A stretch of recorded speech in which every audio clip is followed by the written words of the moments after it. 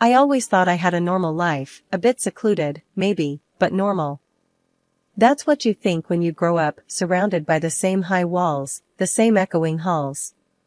My name is Valentina Ricci, and I live in a large house near the outskirts of Naples. To anyone peering through our iron gates, it might look like a mansion from a fairy tale. But fairy tales don't tell you about the shadows. My father, Luca Ricci, is a businessman, or so he claims. I've overheard enough hushed phone calls and seen enough strange faces coming in and out of our home to guess that his business isn't the kind you learn about in school. He's a broad-shouldered man with a stern face that rarely smiles, except when he's making a deal or when his pals, who reek of smoke and secrets, pat him on the back and call him Padrino. My mother, Maria, is a beautiful woman, but you can see the sadness etched into her face if you look closely enough. She spends most of her days in the garden or in her painting room, where the smell of oils and turpentine mix with her sighs. One evening I was coming down the stairs, the sound of my footsteps lost in the vastness of our hall, when I heard them, the sharp snaps of my father's voice. I paused, gripping the ornate railing, listening. "You can't back out now, we're too deep in this," he growled in Italian. His words were like ice. "You think you can just walk away? Think about your family." I wasn't supposed to hear that. I wasn't supposed to know these things. I rushed back to my room, my heart pounding, trying to convince myself that maybe he was just talking about a regular business deal. But deep down, I knew. Days went by, and the visitors became more frequent. My father would be away for days, coming back at odd hours, his suit smelling of smoke and something else, something metallic, like blood. It was during one of those days when he was away that I found my mother crying in the kitchen. She was sitting at the table, her head in her hands, a cup of untouched coffee in front of her. "Mama," I said softly, walking over to her. "What's wrong?" She looked up, wiping her eyes. "It's nothing, Valentina. Just adult problems, tesoro." I sat beside her, taking her hand. "Is it about Papa?" She sighed, her gaze drifting to the window where the curtains fluttered slightly with the breeze. "Your father, he has a lot of responsibilities. Things that, well, you wouldn't understand." "But why do you cry?" I pushed, needing to understand her sadness. "It's hard, Valentina," she replied, squeezing my hand. "This life, your father's life, it's not simple. I worry about him, about us. But we could leave, right? If it's so bad, why don't we just go?" Her laugh was bitter, nothing like the warm chuckles she shared on my birthdays. "And go where?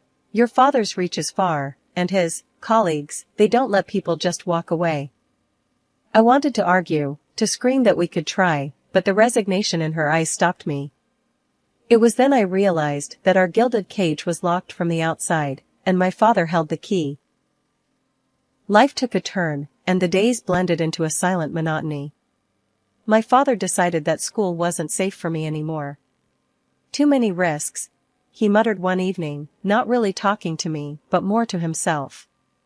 I didn't argue. Arguing with Luca Ricci was like yelling at a storm to stop raining. Useless and potentially dangerous.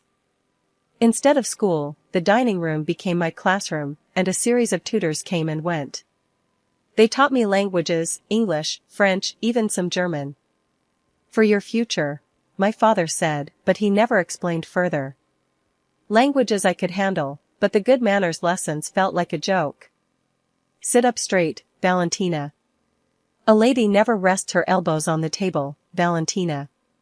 Smile, but not too widely, speak, but not too loudly." One day, I couldn't take another moment of the etiquette tutor's nagging. "Why does it matter?"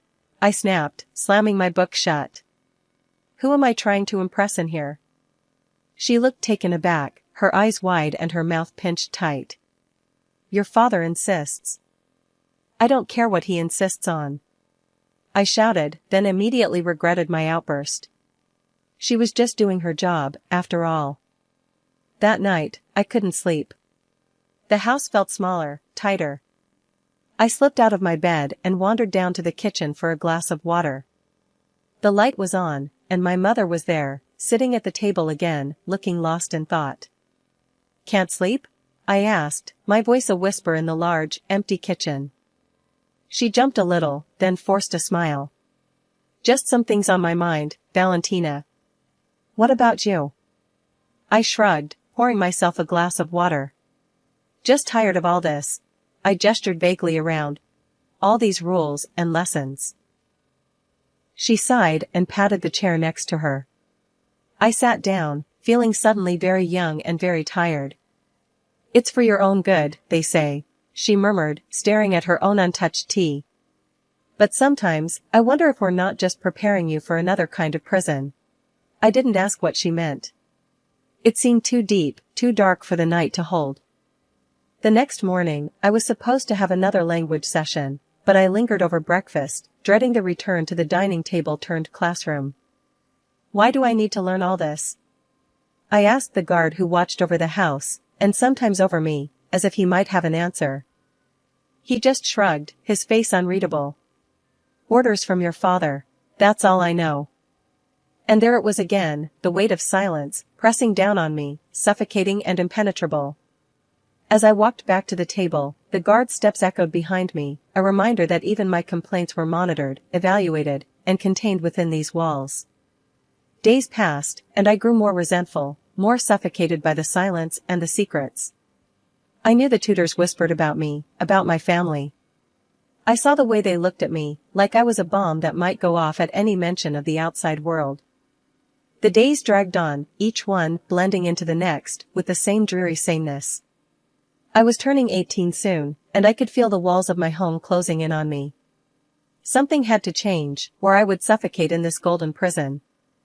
On the morning of my birthday, my father called me into his study, a room filled with dark wood and darker secrets. "Valentina," he began, his voice firm, "you are now of age. It's time we discussed your future more seriously." I tensed, knowing that whatever he had planned wasn't going to be something I'd like. "What about my future?"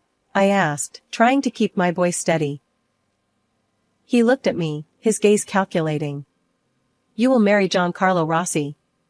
He's a good man, comes from a strong family. This will be good for us, for our families." I felt my stomach drop. "Marry? But I don't even know him." The thought of marrying a stranger, especially one chosen by my father, made me want to run screaming from the room.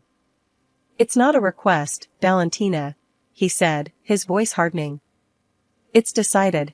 You will meet him next week. Be ready." After I left his study, my mind raced with panic and fear. Marry Giancarlo? I couldn't. I wouldn't. I had to get out of here. Over the next few days, I hatched a plan. It was risky, but it was the only shot I had. I approached my father under the guise of acceptance. "Father," I said, trying to sound as meek as I could, "since I am to be married soon, could I perhaps travel to the USA? A kind of pre-wedding trip?"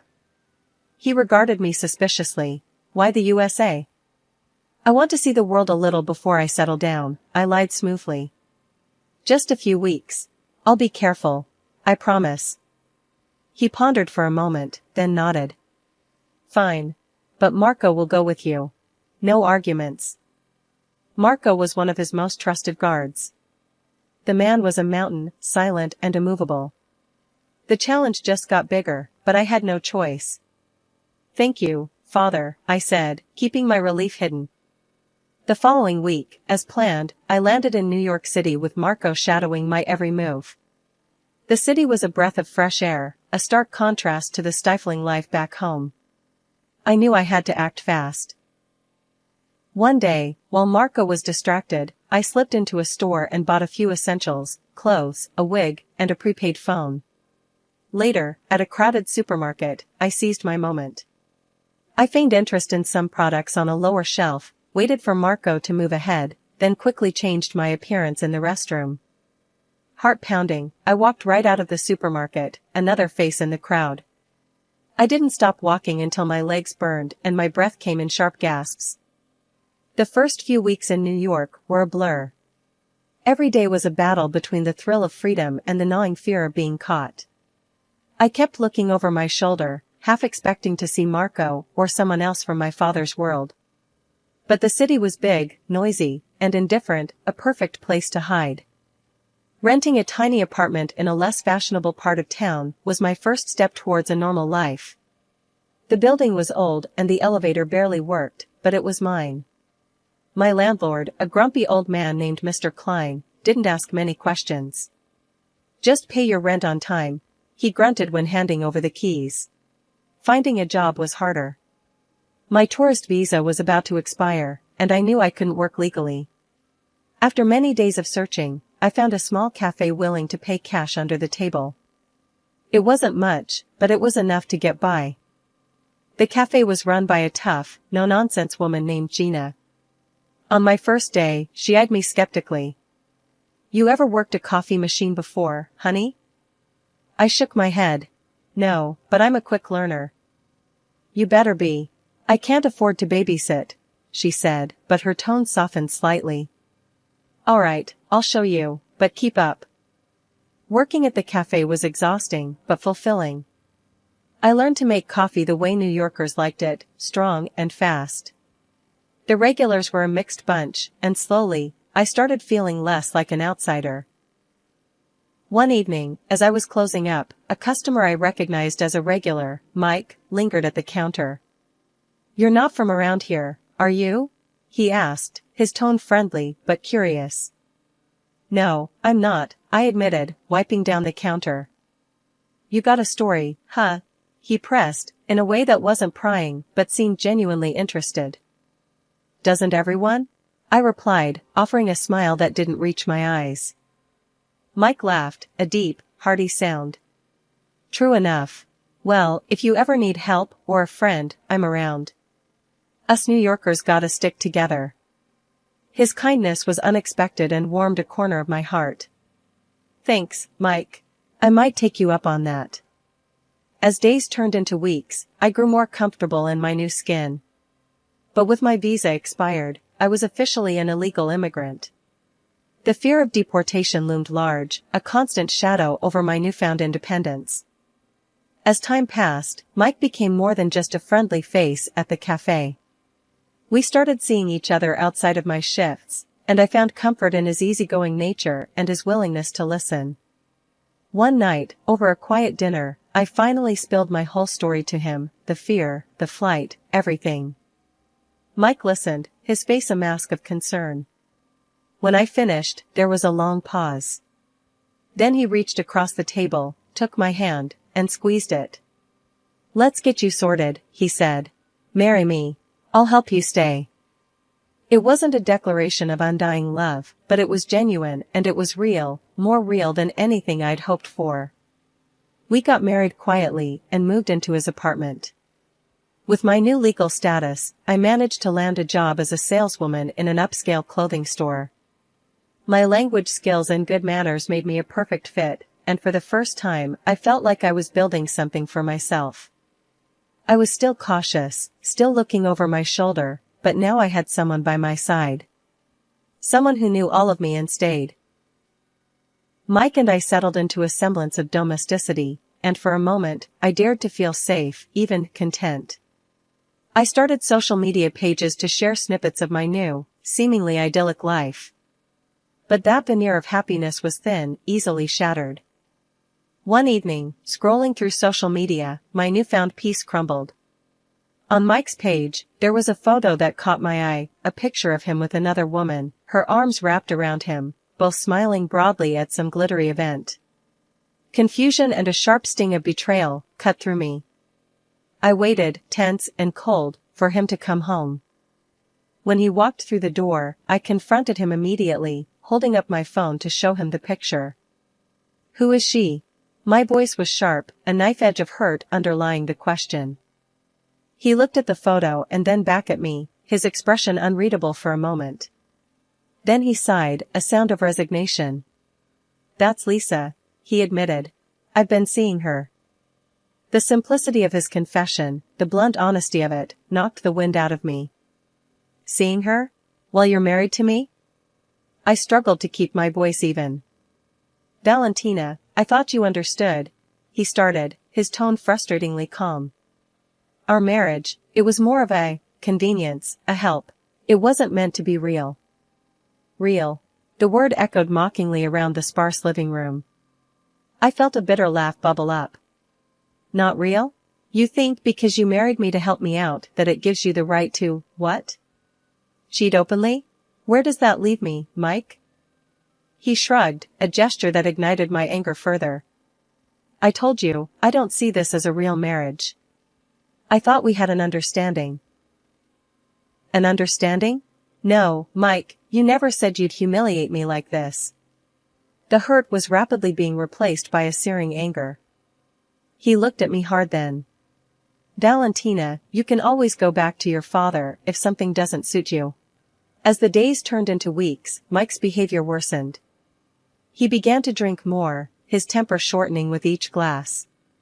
He started ordering me around, his words sharp and commanding. If I protested, he'd remind me of my precarious situation, of the ease with which he could send me back to my father. You should be grateful, he'd sneer. I'm your ticket to staying here, remember? His nights out became more frequent, and I was left alone, wrestling with my thoughts, the loneliness eating at me. Then, one evening, he went too far. Coming home drunk, he threw a demand over his shoulder as he stumbled past me. Go sleep on the balcony tonight, I don't want to hear you moving around and bothering me. Then, one morning, as if my life needed more complication, I received a message from my father on social media. The message was cold, threatening. I know where you are. You will come home, or you will suffer the consequences. You have shamed us, running away like a coward. You will be locked away if you force my hand. I showed the message to Mike, hoping, perhaps foolishly, for some semblance of support or protection. Instead, his eyes lit up with a grotesque kind of glee. This is perfect, he said, grinning. We can use this. The idea was out of some wild crime drama, but Mike was buzzing with excitement about it. We're gonna stage your kidnapping. It's foolproof. We demand a ransom from your old man, he pays, and we're set, he explained with a grin that didn't reach his eyes. I stared at him in disbelief. You can't be serious. This is insane, I protested, the weight of the plan sinking in. We can't just pretend I'm kidnapped. What about the consequences? Mike waved off my concerns with a flick of his hand. Consequences? Val, look, your father won't ever find out it was us. We'll be long gone with the cash before anything can backfire. I tried again, my voice firm. I don't want to do this, Mike. It's wrong, and it's dangerous. But Mike wasn't listening. His mind was made up. It's too late for cold feet, he snapped.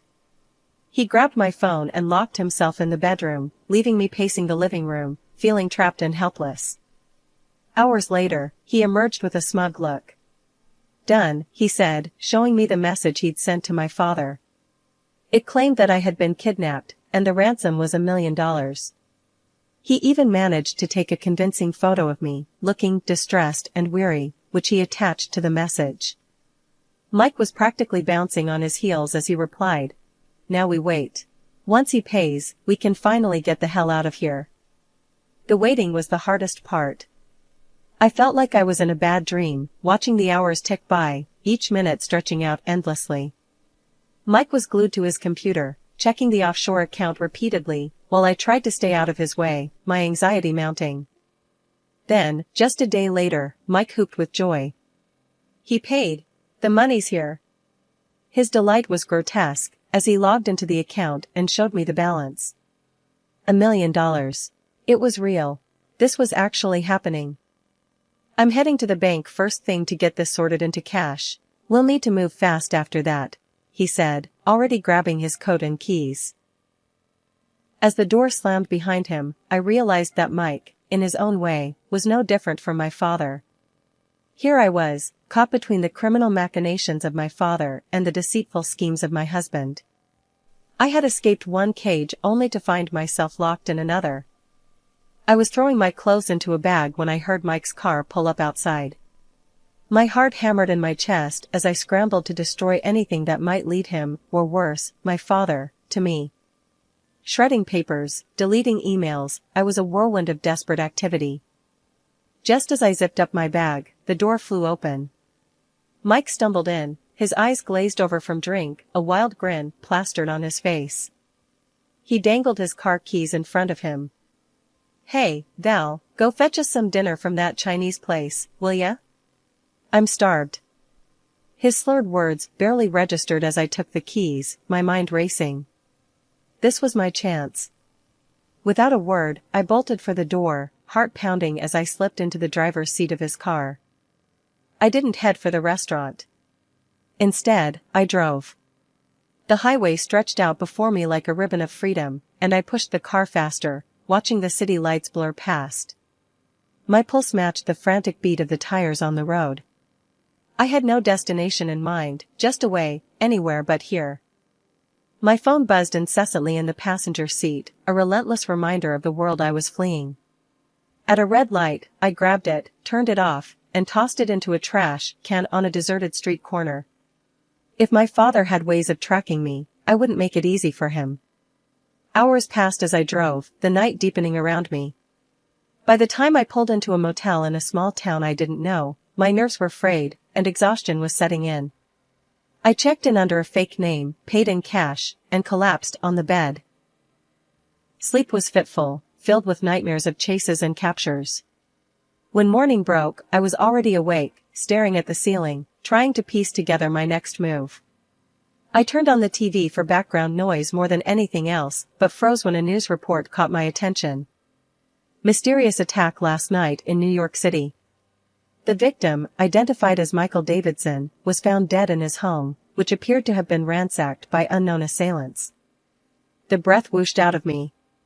Mike was dead. The reality hit me like a physical blow. Whatever his faults, whatever the mess he'd dragged me into, I hadn't wished him dead.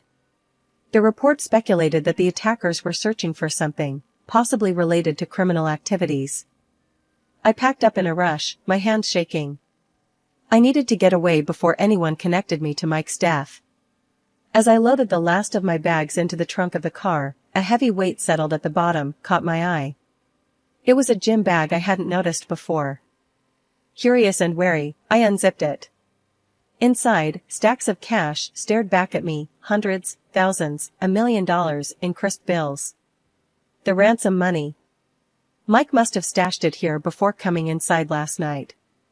For a long moment, I just stared.